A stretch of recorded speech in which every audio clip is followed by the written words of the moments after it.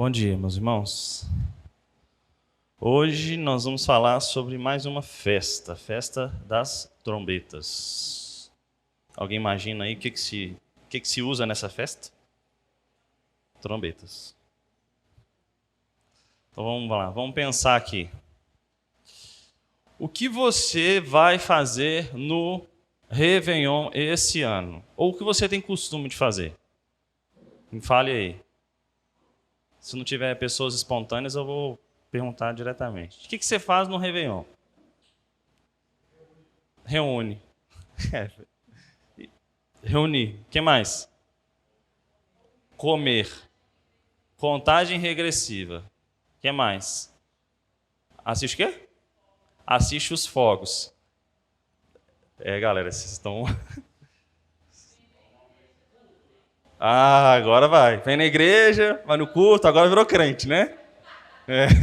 Beleza. Usa um branquinho, já estou até pronto, né, pro Réveillon. O que mais? Uma meia amarela para dar dinheiro. Calça vermelha para trazer amor, né? Mas o Réveillon do cristão é diferente do Réveillon daquele que não conhece a Jesus, certo? Certo? A passagem de ano, ela tem um significado para nós? Ou particularmente para você, tem um significado? Não. Início do ano agora vai começar a dieta. Eu comecei uma dieta aí tem umas 2 semanas, teve um diácono que ficou brincando com a minha cara. Fazer dieta agora, no final do ano, não adianta nada. Eu falei, tudo bem, você com sua vida, eu com a minha. Eu prefiro fazer dieta agora e comer bem no final do ano. Mas a passagem de ano, ela tem um significado? Se você falar que não, você está se enganando. Porque mentalmente, automaticamente, ela tem significado para nós. Você faz planos diferentes ou tenta traçar planos melhores para um ano que está vindo do que aquele que passou. Você sempre faz isso. Não, esse ano eu vou ler tal devocional durante a noite com a minha família. Esse ano eu vou focar nos meus estudos para melhorar tal determinada área. Esse ano, então, eu vou procurar participar mais de determinada ação. Ou esse ano eu vou abolir isso da minha alimentação, eu vou adquirir aquilo. Ou esse ano eu vou me aproximar mais daquela pessoa que eu me afastei, ou que eu estou distante pela correria do dia a dia. Todo mundo faz isso. Todo mundo faz isso. E a gente faz isso um pouco pela herança judaica que a gente tem. Então, uma perguntinha aqui. Ir de branco no Réveillon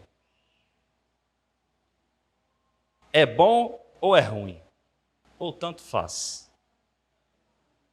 Tanto faz. Depende do quê? Do intuito do coração. Isso. Isso. Tem gente que usa a cueca amarela há 30 anos e tá não tem um passarinho aí para... Mas o que importa é...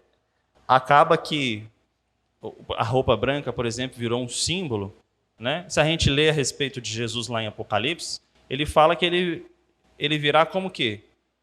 Com um cavaleiro. Vestido de quê? De branco. Mas no final lá das suas vestes, na sua barra, ela vai estar manchada de quê? De sangue, porque ele venceu uma batalha. Então é apenas um símbolo. Qual é o problema disso tudo? O problema é que nós somos uma máquina de fazer ídolos. E a roupa branca, ela também se torna um ídolo para nós. Olha, eu sou uma pessoa da paz, agora eu estou de branco. Ou então, olha, não custa nada, você tem uma amarela aí, e você tem uma roxa, cara, vai com a amarela, vai que dá certo. Brasileiro, então, é mestre disso. Você coloca a sua fé em objetos, é um bezerro de ouro que você está criando na sua vida e você está tirando o foco de Deus. E a festa das trombetas é mais ou menos isso. E é isso que nós vamos estudar hoje. Então, como a gente já leu pelo próprio nome, a festa das trombetas usa o quê? Trombetas, né? Então, o que era a festa das trombetas? Abre aí em Números 29. É o texto que a gente leu de início. Tem 2 textos que falam sobre as festas das trombetas. Um é Levítico 23, que é o que de fato institui o nome, fala festa das trombetas mesmo. Mas Levítico 23 é um texto muito sucinto em relação à festa. Lá em Números 29, é mais detalhado. Vamos lembrar que Levítico trata sobre o quê? O cerne do livro. Leis, exatamente. Então vamos pensar que Levítico é como se estivesse trazendo assim, olha, essa é a constituição nossa. Mas aí você vai precisar de uma lei complementar para especificar o que está naquela constituição. E é o que está em Números. Porque vamos lembrar que em Números o povo estava no deserto, certo? E ali passa detalhadamente o que são cada coisas, o número das tribos, onde que cada tribo vai ser posicionada em volta do tabernáculo. E aqui, no caso da festa das trombetas, vai detalhar a respeito dessa festa. Vamos ler de novo, que na própria leitura a gente vai ver o conceito da festa. Então, no primeiro dia do 7º mês, tereis santa convocação. Essa santa convocação a gente já tem visto nas outras festas, né? A pessoa faz a santa convocação, que é o quê? A proclamação do início daquela festa.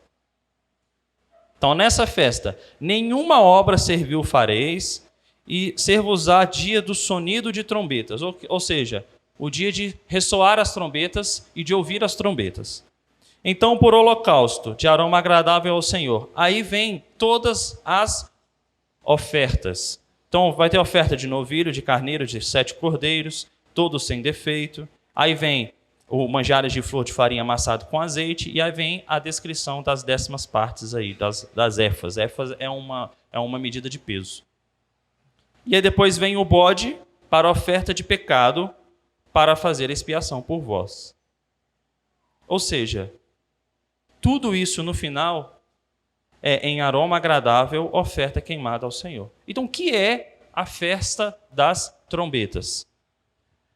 Para um judeu que lê o que está escrito em Números, ele já sabe exatamente onde que a gente está. Hoje é que dia? Hoje é dia 3, né, de dezembro? Então, se na nossa mente, no nosso calendário, se a gente falar 3 de dezembro, a gente sabe no mapinha onde que a gente está localizado, certo? Para um judeu, se ele lê aqui primeiro dia do 7º mês, ele sabe onde que ele está. E aonde que ele está? Ele está no Ano Novo. Aqui é a celebração do Ano Novo. Mas o que é um Ano Novo prescrito por Deus? Nós temos lendo na Bíblia, em Números. O Ano Novo prescrito por Deus. Primeira coisa, a passagem de ano, ninguém vai fazer nada. Trabalho, ninguém vai fazer. É um momento de descanso. Mas além do descanso, o que nós vamos trazer? Nós vamos trazer ofertas. Ofertas e dízimo. O dízimo é um símbolo de fidelidade, certo? Nós estamos sendo fiéis com aquilo que Deus nos tem dado. E oferta é o quê? É um símbolo de fé, certo? Nós estamos ofertando a Deus, trazendo para Deus aquilo que Ele nos tem dado, e a gente está trazendo para Ele a mais, uma oferta para Ele, confiando a nossa vida em Deus. Então, fazendo uma paráfrase, o Ano Novo judaico era um momento prescrito por Deus para parar de fazer todas as atividades e dar mais um passo de fé, consagrando a vida a Deus. Todo mundo entendeu o sentido da festa? Perguntas? Então vamos seguir. Então, era uma festa para o dia de descanso e fazer ofertas. As trombetas e os chifres que eram utilizados, eles eram tocados o dia todo, durante a festa, o dia inteiro. Você chegava e eles eram tocados. Lá no tabernáculo, depois no templo, o tempo inteiro era tocado. Então, quem passava, quem sabia, era o tempo inteiro relembrado, olha, festa das trombetas, dia de descanso, trazer ofertas ao Senhor. Nós pertencemos a Deus, nós somos povo de Deus.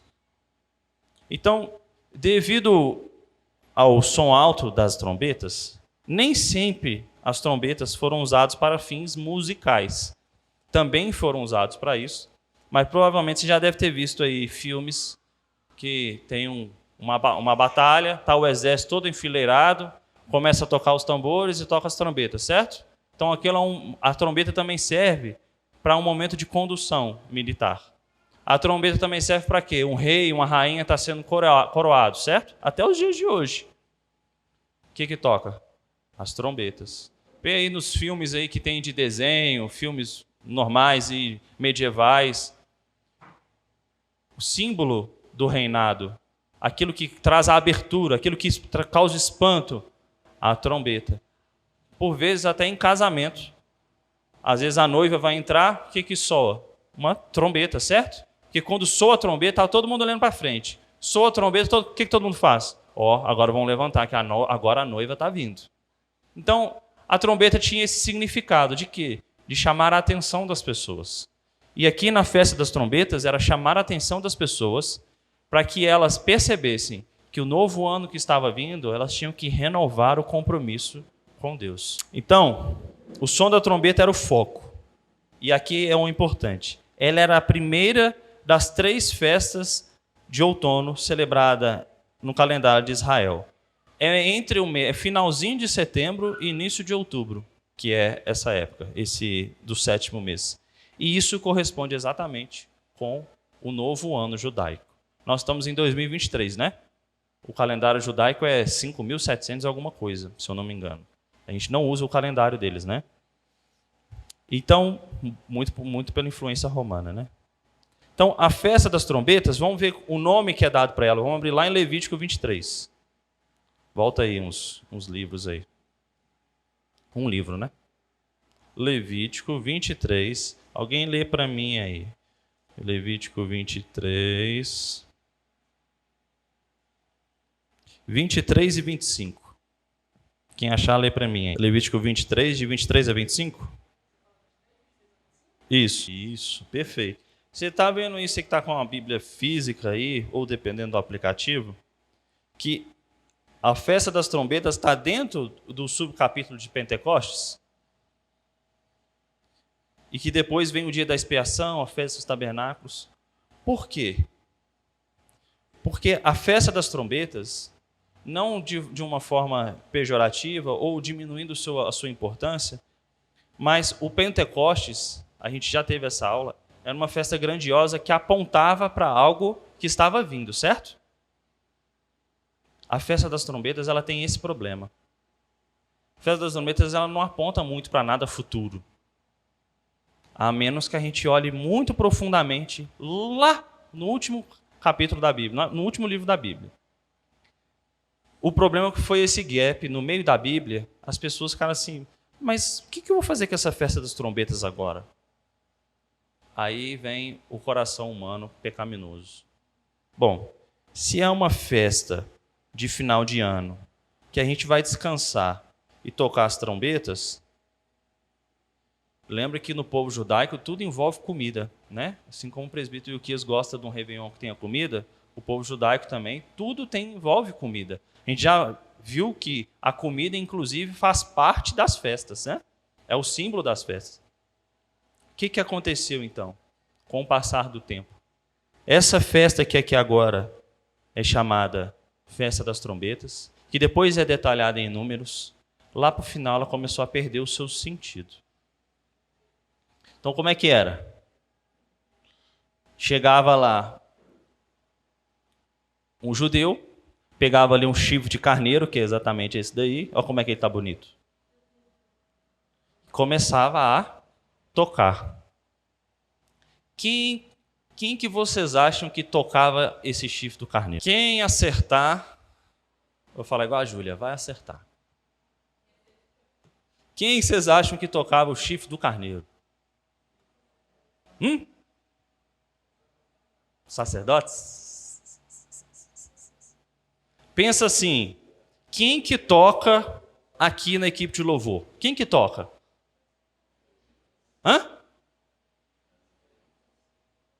Pode falar, André. Quem que toca?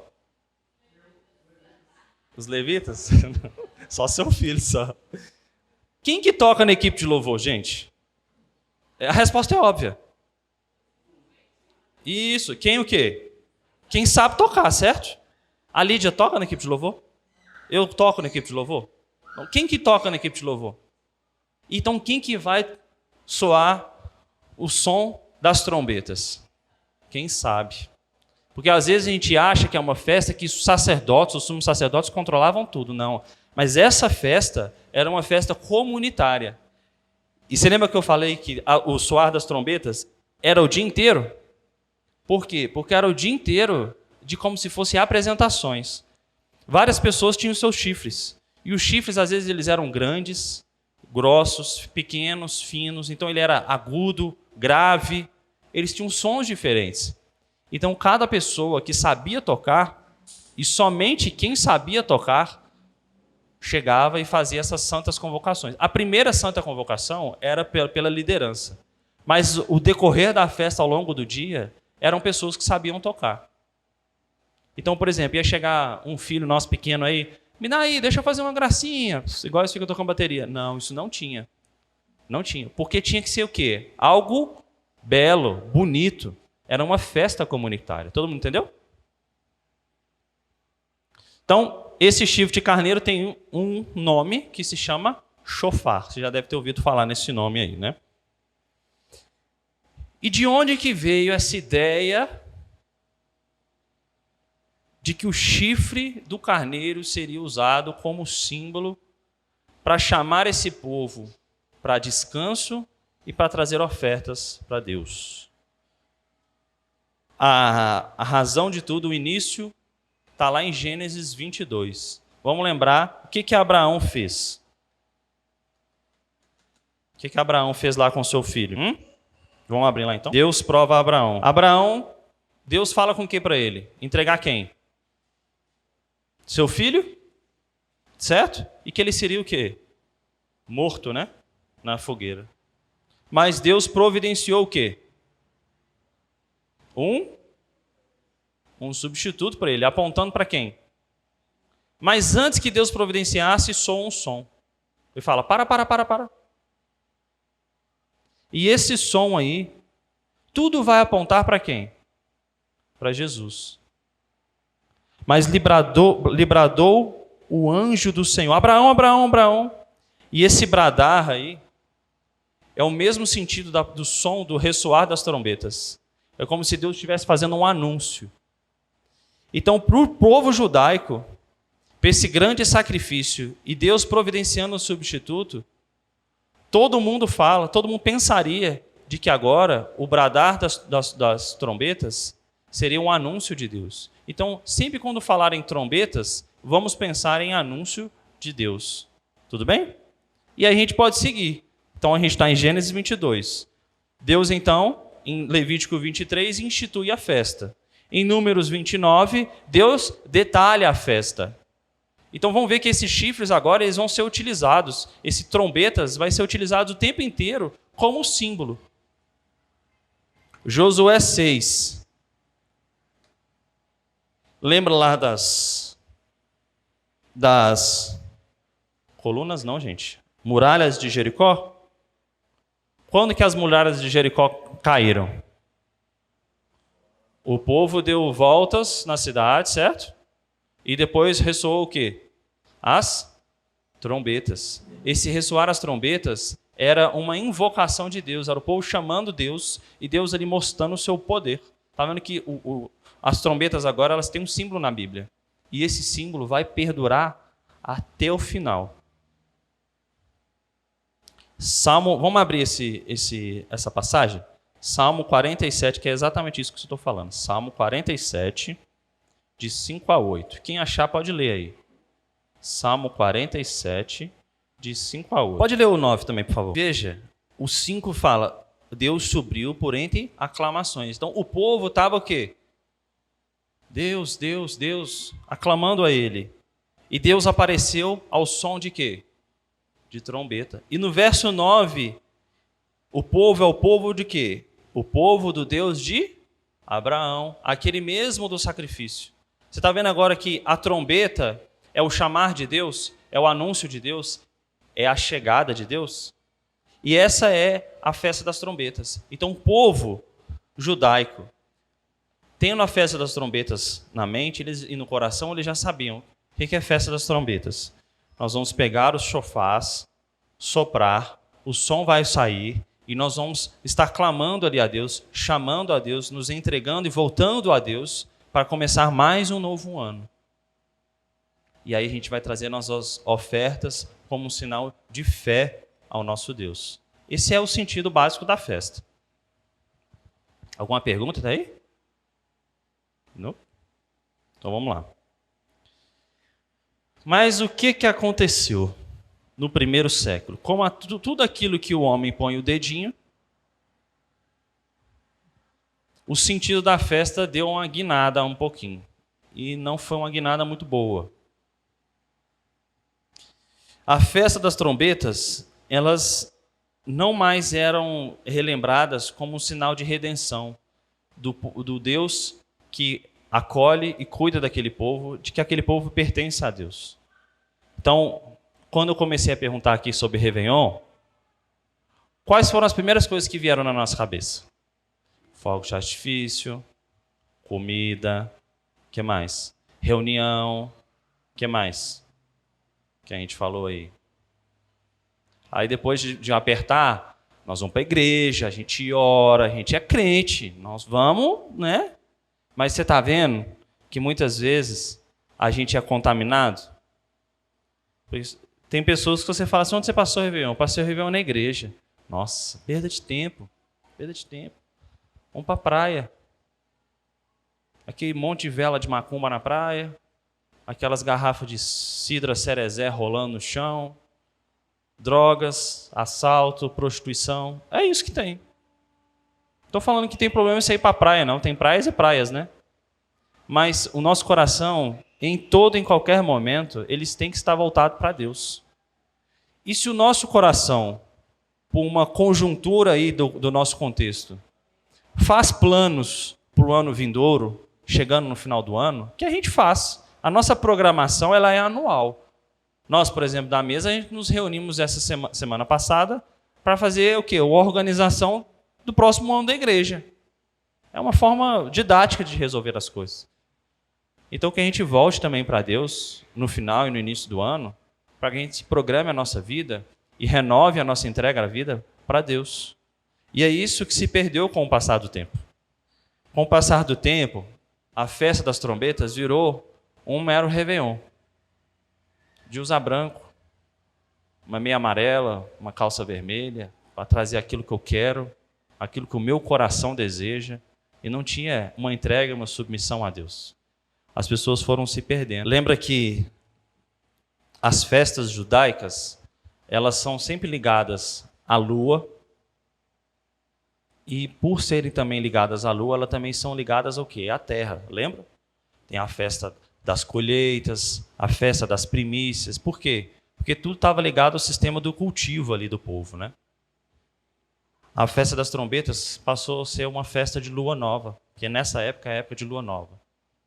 Então, chegou um momento que você chegava para o judeu e perguntava, e aí vai ter a festa das trombetas, tá? Vai ter lua nova, vamos tocar umas trombetinhas ali, sentar, comer, ficar olhando para a lua. Basicamente foi isso. Perdeu-se o sentido. E agora, qual que é o sentido da trombeta no Novo Testamento? Acabou que eu deixei no mesmo slide ali, era para deixar no outro, senão as pessoas leem. Um dos motivos da festa da trombeta ter perdido o seu sentido no decorrer do tempo. Porque o povo, no final do Velho Testamento ali, e no início do Novo Testamento, lá no primeiro século, eles olhavam para a festa das trombetas e falaram, é ano novo, lua nova, e é isso. Tá bom, isso basta. Mas aí Deus enviou o seu Filho encarnado, Cristo. E aí a festa das trombetas agora ela tem um sentido mais específico ainda. Aquilo que era mais abstrato passou a ser mais concreto. E aí aqueles que tiveram a percepção pelo Santo Espírito começaram a entender para onde a festa das trombetas estava indo. Qual que era o sentido dela. No ministério de Jesus aqui na Terra, a gente não vê em nenhum momento esse ressoar das trombetas. Como a gente já leu nesses vários textos que a gente leu aqui no Velho Testamento. Mas Jesus é Deus, certo? E se Jesus vai fazer alguma coisa, há um anúncio, se ele é Deus e no Velho Testamento usava a trombeta para anúncio, por que Jesus não usou as trombetas? Responda essa questão. Vamos lá. Repetindo, Jesus é Deus. E Deus, no Velho Testamento, usava as trombetas para anunciar algo, fazer algo. Mas Jesus não usou trombetas para anunciar nada. Não tem nenhuma passagem que se refere a isso. Por quê? Isso. Porque Jesus é a própria trombeta. Jesus é o próprio anúncio. Ele não precisava de um instrumento para falar sobre si. Ele falava por si só. Deu para entender? Jesus é o próprio evangelho. Ele é a própria boas novas. Ele é aquilo que era sombra, agora está encarnado. Então não tem sentido de trombetas mais. E a gente vai ver aonde que a gente vai achar trombetas então no Novo Testamento. Que existe trombetas de Jesus. E a gente vai achar. Então, a única trombeta que existe agora é a pregação do Evangelho. Jesus não utilizou trombetas porque ele é o som, ele é o próprio anúncio. E nós agora, pós-Cristo, a gente não usa trombetas. A gente fala de quem? Do próprio Jesus. Entendeu o sentido da festa das trombetas, o Novo Testamento? Depois a gente vai ver lá no final, na vinda de Jesus. Então, uma explicação aí bíblica e sistemática é o seguinte. No grego, a palavra pregar, que a gente usa, pregação, significa querusso. E o teor da pregação é querugma, na palavra em grego. Não sei se é assim a pronúncia, né? Então, o que esse termo significa? Vamos lembrar que as palavras em grego ela têm um significado amplo, né? Ela tem um sentido. Então, o sentido da palavra é esse. Ó. O termo transmite a ideia de um anúncio feito por um arauto, ou seja, uma pessoa de autoridade, um estudioso, investido de autoridade real, de rei, que declara a sua chegada com toques de som de trombeta e proclama a palavra de um rei.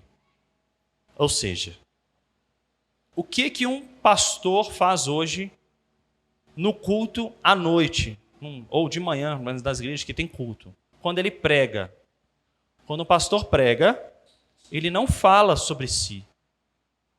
Quando o pastor prega, ele está investido de autoridade, falando com o testemunho de real, Cristo testemunhando por ele, dando autoridade para ele, para trazer a mensagem. É isso. Por isso que uma pregação, ela não tem um peso, o mesmo peso de que uma roda de conversa ou um estudo. Vamos fazer um estudo aqui, vamos sentar todo mundo aqui e vamos fazer um estudo. A pregação não é a mesma coisa. A pregação ela é diferente. Então, a pregação do Evangelho no Novo Testamento é, então, o antigo shofar. O antigo shofar, o som de trombetas, agora é o quê? É o Evangelho, é a Boas Novas. Vamos abrir lá em Ezequiel, que a gente vai entender isso daqui.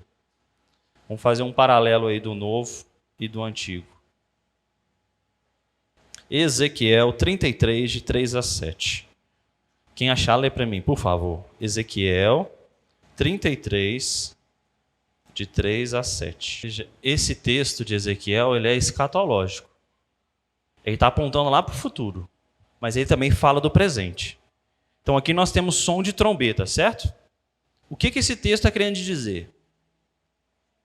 Soou o som da trombeta. O que a pessoa tem que ficar? Ela tem que ficar o quê? Atenta, né? Porque se ela não ficar atenta, o que vai acontecer? A espada desce e o seu sangue vai verter, certo? Mas se aquela pessoa ficar atenta, ela vai ser o quê? Salva. Ela vai ser protegida por Deus. Mas o texto também fala que aquele que vai ficar atento é só aquele que Deus quer que fique atento. Então veja, a trombeta, ela é um sinal, ela é um som. E aqui agora está apontando para Cristo. Aquele que ouve as minhas palavras é transformado, o coração ele é transformado. Mas aquele que está cego, surdo, tem as escamas de peixe nos olhos e não consegue enxergar, esse a espada vai descer e o seu sangue vai verter. É isso que está querendo dizer. Mas só vai conseguir ouvir, ver, sentir e ser transformado aqueles que Deus quer que seja. Então, essa atitude revela que eles entenderam a seriedade aqui do som da trombeta. O som da trombeta era algo sério. Não era simplesmente uma música, vamos cantar e dançar todo mundo, não. Era algo sério. E a pregação do evangelho também é algo sério. Vamos abrir lá em Atos 19, 19? Para a gente fazer essa relação do que agora é o som da trombeta. Nós vimos então que assim que Cristo veio, Cristo é a trombeta encarnada, porque ele é o evangelho em si, ele é o Deus encarnado. E que agora, nós, na época pós-cristã, pós a vinda de Cristo, nós anunciamos quem? Aquele que já veio. Então, Atos 19, 19 é o efeito da pregação do evangelho. Diz assim: também muitos do que haviam praticado artes mágicas. O que eram aqueles que praticavam artes mágicas? Para aqueles do mundo, certo? Aqueles que não conheciam a Deus. Reunindo os seus livros, quais livros eram esses? Livros de feitiçaria, de mágica, livros que não agradavam a Deus. Eles pegavam seus livros e eles queimaram diante de quem? De todos. Isso era um símbolo. Eles não pegaram os livros que estavam na sua estante, colocaram ali fogo dentro da sua própria casa e falaram: não, agora eu não quero isso aqui mais não. Não.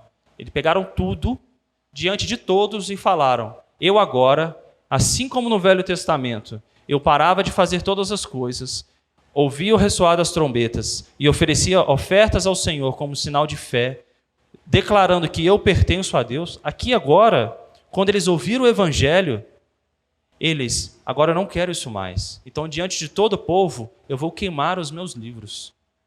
Mas olha só, reunindo os seus livros, queimaram diante de todos. Calculados os seus preços, achou-se que montavam a 50.000 denários. Assim a palavra do Senhor crescia e prevalecia poderosamente. O que era um denário? É um quê? Um dia de trabalho, certo? 50.000 denários era o quê? 50.000 dias de trabalho. Você já imaginou a fortuna que era isso? Esses livros eram coisa demais. Já viu aquelas imagens do Holocausto? Do pessoal, aquelas pilhas de livros dos judeus, o pessoal queimando? Acho que isso aqui não chegava nem aos pés. Era 50.000 dias de trabalho que valia aqueles livros. Era uma fortuna. O que eles fizeram? Eles chegaram na frente de todos, queimaram. Porque agora eu sou consagrado, eu sou separado para Deus. Esse povo entendeu, de fato, o que era a festa das trombetas. Todo mundo entendeu a relação do Velho com o Novo Testamento? Alguém tem dúvida aí? Algo não ficou claro? Mas a gente entendeu que hoje a trombeta é o quê? É o falar do Evangelho. E muitas vezes o falar do Evangelho vem pelo seu meio ordinário, que é o quê? A pregação no púlpito, certo? Mas essa pregação no púlpito ela tem sido também contaminada.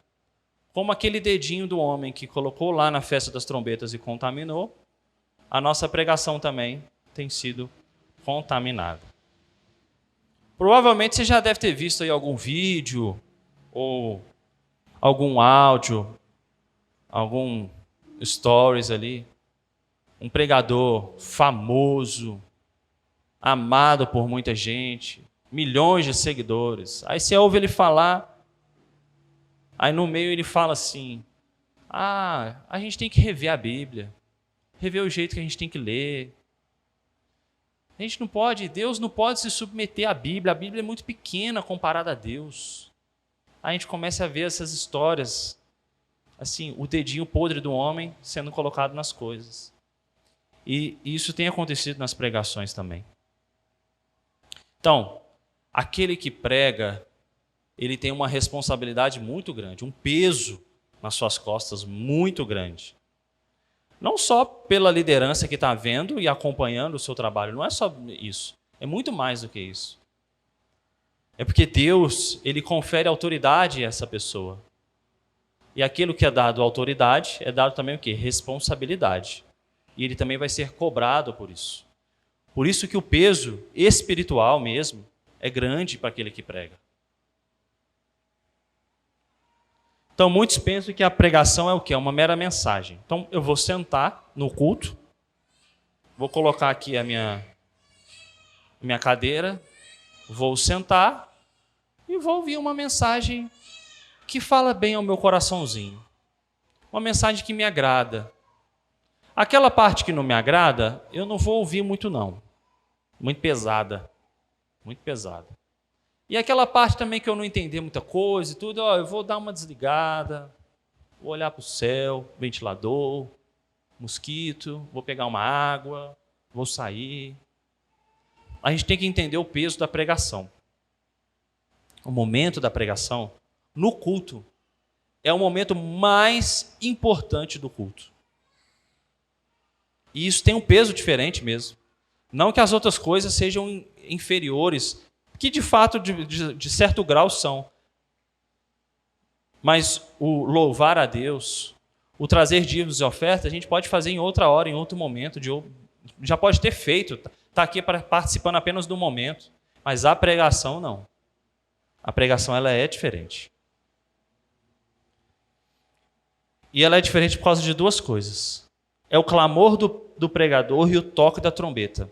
Então o pregador, ele está ali clamando, chamando a igreja e ele está tocando a trombeta. O que era o tocar a trombeta? Era um anúncio, certo? Então o pastor está fazendo o quê? Um anúncio para o povo.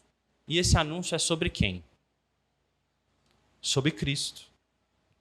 Esse é o primeiro ponto. O segundo ponto é que o som ele vem diretamente da boca de Deus para os nossos ouvidos e corações. E a gente precisa entender isso. Quando um profeta falava no Velho Testamento, ele falava exatamente as palavras de quem? De Deus, certo? Eram as palavras de Deus que saíam pela sua boca. E o pregador fiel é o mesmo que o profeta do Velho Testamento. Ele fala diretamente da boca de Deus. Por quê? Porque está aqui, ó. O que Deus falou está aqui.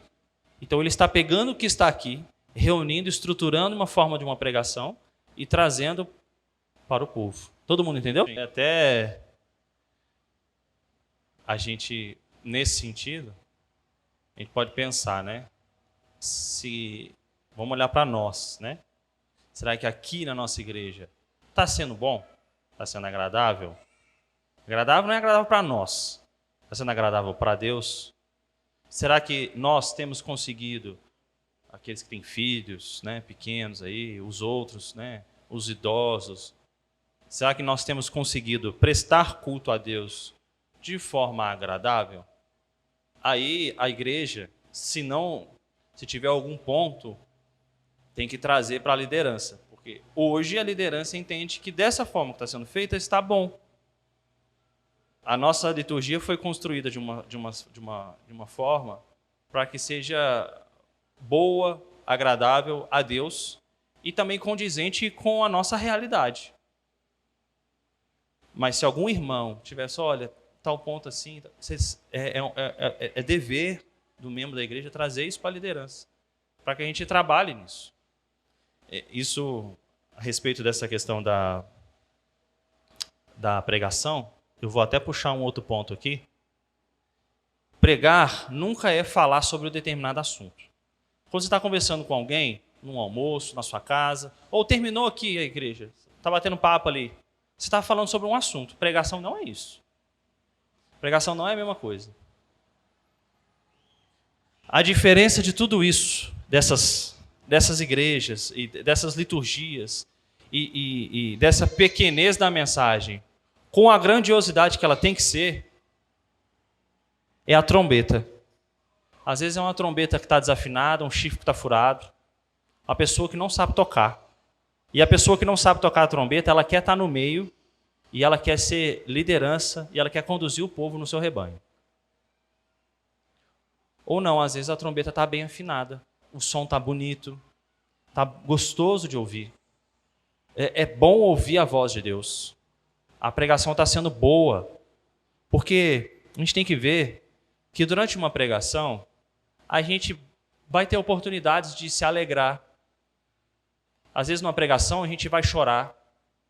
Às vezes numa pregação a gente vai se entristecer pelo nosso pecado ou por aquilo que a gente tem deixado de fazer. Mas sempre no final de uma pregação, a gente tem que ter o coração jubiloso e alegre. Porque a pregação aponta para quem? Para Cristo. E se nós somos salvos e regenerados por Cristo, na pregação a gente pode passar pelas tormentas e pelas inquietações e pelas exortações, mas no final a gente tem que se alegrar. Porque Cristo já fez a obra por nós. Esse é o shofar, esse é o som da trombeta na pregação. E se a gente tem essa dimensão do que é a pregação e essa importância do que é a pregação, aí eu faço uma defesa que não é institucional da Igreja Presbiteriana, mas no meu entendimento daquilo que eu entendo de Bíblia e daquilo que eu entendo de liturgia. Se até aqui nós entendemos que a pregação pastoral ela tem um peso diferente, e aqui nós vamos ver que, de acordo com a definição bíblica, a pregação ela é motivada pela graça de Deus, pois ela declara a pessoa e a obra de Jesus como nosso Salvador. Então ela também é real, porque ela proclama, ela chama que Senhor Jesus quer a sua vida. Ela fomenta o desejo no seu coração de seguir a Jesus. É isso que a palavra traz. E se a gente tem esse entendimento, fica difícil a gente tirar a nossa família de dentro da igreja, de dentro do templo, e colocar numa sala separada. Eu tenho dificuldade nisso. Não estou falando que é errado. Tem igrejas que fazem isso. Mas eu não vejo razão bíblica para isso. Se a palavra, a pregação, pela liderança, por um pastor, por um presbítero, se ela é poderosamente capacitada pela graça de Deus, e nós estamos aqui falando de pregação ordinária, e se ela convoca a Cristo, ela tem um peso diferente do que uma mensagem, do que um estudo, por exemplo, que eu estou trazendo hoje. Hoje qualquer um pode falar. Qualquer um levanta a mão e fala. Nós não estamos aqui num culto solene, nós estamos aqui estudando, debruçando sobre a palavra de Deus. A pregação ela é diferente. Porque a pregação ela é espiritualmente investida de uma forma diferente. Porque Deus quis que fosse assim. Então, eu tenho uma certa dificuldade de, por exemplo, tirar as minhas filhas e colocar em outro local para uma outra pessoa falar que não seja um pastor que está instituído aqui na pregação. Porque a Bíblia me mostra que a pregação aqui no culto ela tem um peso diferente. Mas você pode usar como argumento que a criança ela não vai entender isso na sua totalidade. E de fato não vai. Mas nós também não entenderíamos o Evangelho se não fosse pela graça de Deus. Se não fosse pela graça de Deus e o teu Espírito alcançando o nosso coração, a gente não entenderia nada. Você já falou para aquela pessoa na rua, ela sabe tudo de Bíblia, entende tudo e fala, olha, isso aí pode até fazer sentido, mas ela não crê no seu coração. Porque Deus não tocou o seu coração. E não adianta. Fala, Raquel. Sim. Sim. Uhum. Isso. Perfeito. Perfeito. Sim. Sem dúvida. E isso a gente pode levar para o outro lado também, das frentes de trabalho que nós temos na igreja. Os membros da igreja, todos os membros, incluindo todos os aqui, eles têm que ter um momento de sentar na cadeira e ouvir a pregação. Eles não podem o tempo inteiro ter tarefas, todo domingo, todas as coisas. Por quê? Porque se a gente crê que a palavra ela é motivada e ela é poderosamente investida pela graça de Deus e anuncia o Evangelho e convoca aqueles corações para ouvir de Jesus, todos da igreja, eles têm que ter esse momento de sentar e fazer nada. Eu quero agora só ouvir. Todos têm que fazer isso. Todos. Inclusive as crianças. Porque foi assim que foi inculcado neles, desde lá do Velho Testamento, lá no Êxodo, lá nos primórdios da Páscoa. Foram assim. E por que é assim? Porque Deus quis assim. E eu não vejo razões diferentes. Então a gente tem que colocar o peso que é devido para a pregação. A pregação ela tem um peso diferente. Alguém aí não concorda, pensa diferente, quer trazer uma outra visão. Todo mundo concorda aí com o que a Raquel falou também? Se não concorda também, vai ter que trazer o argumento bíblico. Aí, então acho que ninguém vai falar nada. Então vamos lá. Então, a pregação ela não se atém a falar de Cristo, mas ela leva a pessoa a Cristo. Porque falar de Cristo qualquer um fala. Eu sigo um cara, um sheik aqui no Brasil, e eu gosto de seguir ele porque é tão destoante a visão cristã, não vou dizer cristã, de Cristo, né, dos muçulmanos. E quando ele fala com autoridade. Aspectos históricos, aspectos escatológicos, mas ele fala no sentido não bíblico. Então, falar de Cristo, qualquer um pode falar, mas pregar de Cristo com a voz de Deus, investido da graça de Deus, não é qualquer um que pode fazer isso. Então, como que a gente guarda a festa das trombetas? Nós, meros mortais aqui cristãos. Como que a gente vai guardar a festa das trombetas? Alguém tem alguma indicação aí? A gente falou que as trombetas hoje é o quê? É o evangelho. E é o anunciar o evangelho. Então, qualquer um aqui pode soar a trombeta, certo? Então, nós temos 4 pontos aí para a gente terminar. Primeiro, a gente deve ouvir o som da trombeta com frequência. O que isso quer dizer? Quer dizer que eu vou chegar na minha casa, vou sentar no sofá, ligar o YouTube, no pregador mais pop que tiver, e ali eu vou ouvir o som da trombeta. Não. Se você é povo de Deus e você quer participar da festa, você tem que estar onde? Na festa, certo?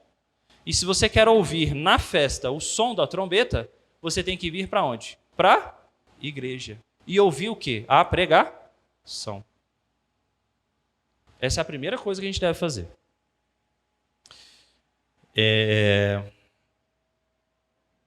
Segundo, a gente deve se envolver com a igreja e entender o chamado para fazer ressoar a trombeta para a nossa região aqui. Ontem, por exemplo, a gente tocou uma trombeta aqui, certo? Crianças estavam aqui, ouviram do evangelho, ouviram da palavra, viram que aqui é diferente. A gente está fazendo o quê? O soar da trombeta. Esse é o segundo passo. O terceiro passo, você precisa o quê? Pegar o chifre também e tocar. Lá no Velho Testamento não eram todos que tocavam. E nem todos sabiam tocar o instrumento. Mas agora, o pregar é o quê? É o falar de Jesus. E isso todo mundo tem que saber. Não é subir no púlpito, que nem todos podem fazer isso, e falar de Jesus e pregar. É o falar de Jesus no nosso dia a dia, com aquilo que Deus fez por nós. E necessariamente a gente precisa fazer isso. E a gente deve lembrar a igreja de soar a trombeta para a cidade. 1 Pedro 2,9 diz assim: Vós, porém, sois raça eleita, sacerdócio real, nação santa, povo de propriedade exclusiva de Deus. Para quê? Qual que é o propósito? Qual que é a finalidade? A fim de proclamares as virtudes daqueles que vos chamou das trevas para a sua maravilhosa luz. Então nós temos o propósito. Quarto e último, observar a festa das trombetas exige uma visão ampla. Se Cristo é o Senhor de tudo, nós devemos falar de Cristo para quem? Para todos. E aí a gente chega no final do já e do ainda não. Cristo já veio, mas ainda não voltou, certo? A primeira trombeta da festa soou quando Cristo derramou o seu Espírito. Quando foi que Cristo derramou o seu Espírito? No Pentecoste, certo? Ali foi a primeira trombeta. Porque agora é a trombeta, aquilo que era sombra, agora de fato veio encarnado. E Cristo derrama agora o seu Espírito sobre a igreja e fala: ide a todo mundo e pregai o evangelho a todas as criaturas, até os confins da terra. Essa é a primeira trombeta. Esse é o já. E o ainda não? A história não chegou ao fim. A igreja está tocando a trombeta diariamente. E no último dia, a trombeta vai soar. Alguém abre para mim aí? Em 1 Coríntios 15, 52. Eu vou abrir outro texto aqui. 1 Coríntios 15, 52. Quem achar aí pode ler. 1 Coríntios 15, 52. Está vendo? Quando Jesus voltar, como que a gente vai saber que Jesus está voltando? O som de quê? De trombetas. Isso, essa leitura de Coríntios é uma leitura terrena, tá? De nós mortais.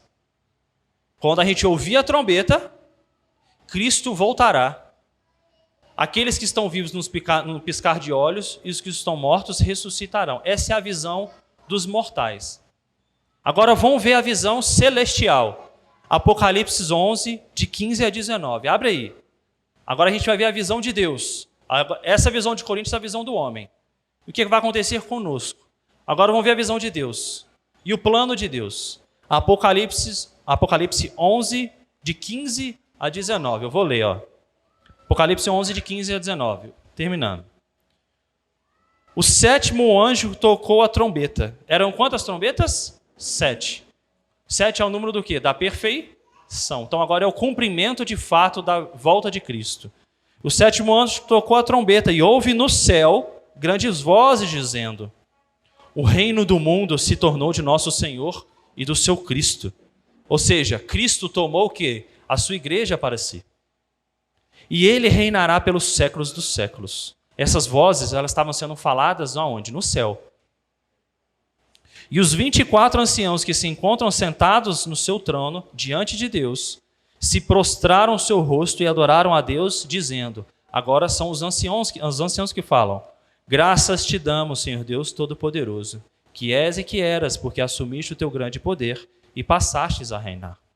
Na verdade, as nações enfureceram, chegou, porém, a tua ira, e o tempo determinado para serem julgados os mortos, para se dar o galardão aos teus servos, os profetas, aos santos e aos que temem ao teu nome, tanto aos pequenos como aos grandes, e para destruíres os que destroem a terra. Abriu-se então o santuário de Deus, que se acha no céu, e foi visto o quê? A arca da aliança no seu santuário. E sobrevieram relâmpagos, vozes, trovões, terremoto e grande saraiva. Está vendo que aqui Apocalipse usa elementos de Gênesis até Apocalipse. Tudo aquilo que foi escrito desde o início da fundação do mundo.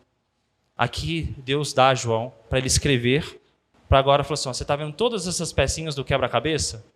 Estão todas aqui agora. Aqueles que a Raquel leu, que estão mortos, ou aqueles que estão vivos e Cristo está voltando, ouviram a trombeta e Cristo voltará. E a eles serão dados o galardão. E aqueles que estavam destruindo a terra, aqui, a ira de Deus, eles serão julgados e mortos. Então essa aqui vai ser a última trombeta que a gente vai ouvir. Então a gente teve a visão terrena e agora aqui é a visão celestial. Então, de fato, quando a última trombeta ressoar, Cristo vai voltar e vai fazer de tudo novo. E até que Cristo volte, nós somos a trombeta aqui na terra, falando do Evangelho de Jesus. Todo mundo entendeu? Alguma dúvida aí? Pergunta? Não? Então vamos orar então para a gente terminar? Deus, obrigado, Pai. Obrigado por nos mostrar, ó Deus, e podemos debruçar nas Tuas palavras, ó Pai, e entender, ó Pai, aquilo que eram sinais e sombras e indicativos no Velho Testamento, ó Pai, culminaram em Cristo, na Sua vinda, na Sua morte, ressurreição, ascensão aos céus, no derramamento do Teu Espírito, na capacitação que o Senhor nos dá agora como Tua igreja, Deus, de pregar as boas novas de Cristo, e também o nosso alento e esperança, ó Deus, e certeza de que a trombeta ressoará novamente, ó Deus, Cristo voltará e fará tudo novo, ó Deus, sem mancha, sem pecado, sem morte, sem destruição, mas com renovo, graça, ó Deus, e abundância no Teu Espírito, ó Pai. Obrigado por nos chamar, ó Deus, obrigado por tirar, ó Pai, as escamas dos nossos olhos e abrir os nossos ouvidos para ouvir da Tua trombeta, ó Pai. Nós oramos em nome de Jesus. Amém.